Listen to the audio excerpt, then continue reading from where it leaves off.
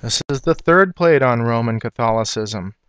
This is a religion that looks and feels and smells like what you think Christianity should be or is. It is far from it. How obvious can you get? This is the Jesuit church.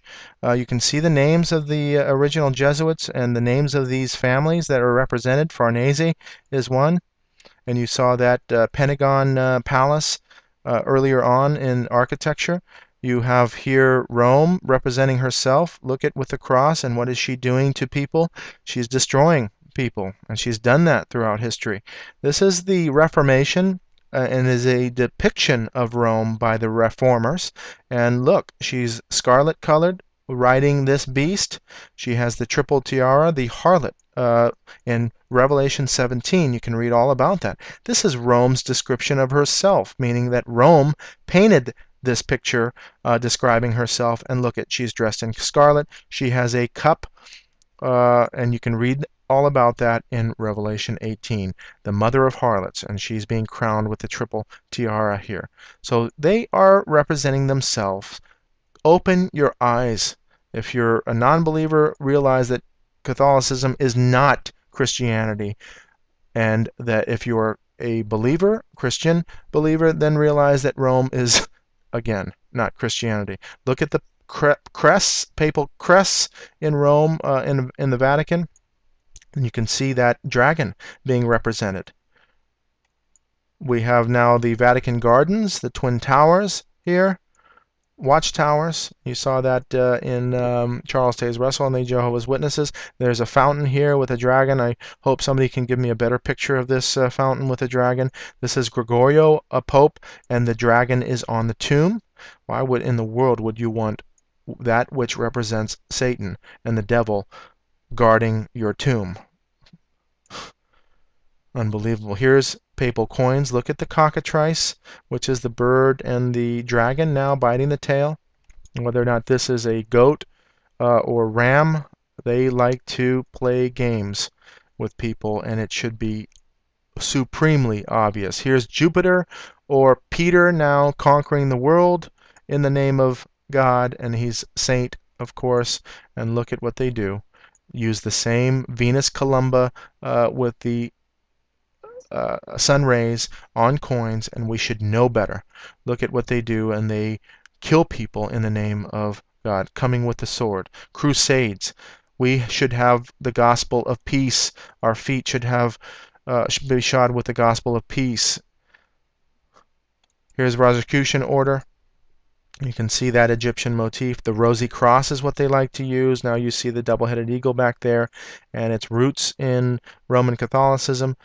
You hear, this order was involved in mind control, and we see that today. Sirhan was a Rosicrucian. You can look this up and understand that Jesuitism has been involved with the CIA, KGB, all of that underground stuff. They did all of this remote viewing, all of this technology and human guinea pigs and science going on. This is all rooted even in religion and demonic activity. Please understand that. We're going to get into some of this later. Mind control and satanic ritual abuse, and the possibility of cold possibility that a lot of the people that we see on stage have been trained up in this fashion. This is the Georgia Guidestones. You can read about this New World Order thing. They have even commandments here in various languages, and they also have R.C. Christian is the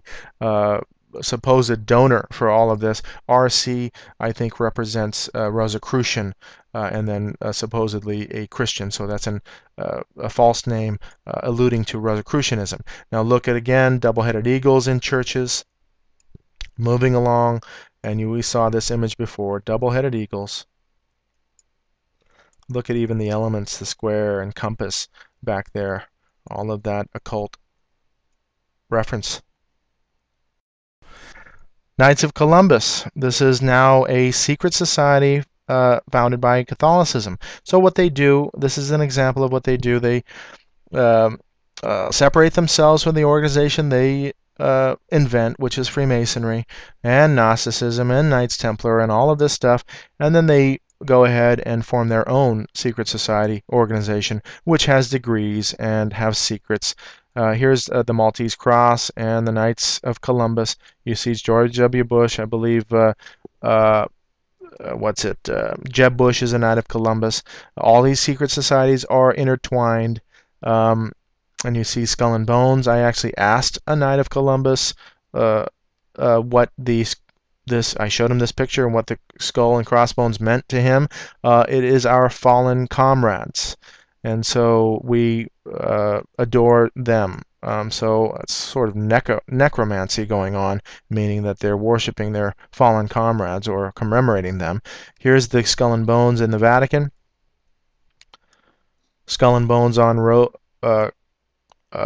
crucifixes and rosaries. Skull and bones everywhere. This is Eastern Orthodox, which is an offshoot of Roman Catholicism.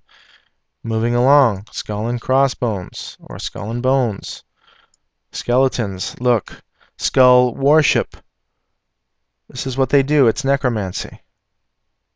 We should understand this fully. Necromancy. Worship of the dead. Now, really, are these all their fallen comrades that they haven't buried? These are the people, in fact, that they've killed in the name of God.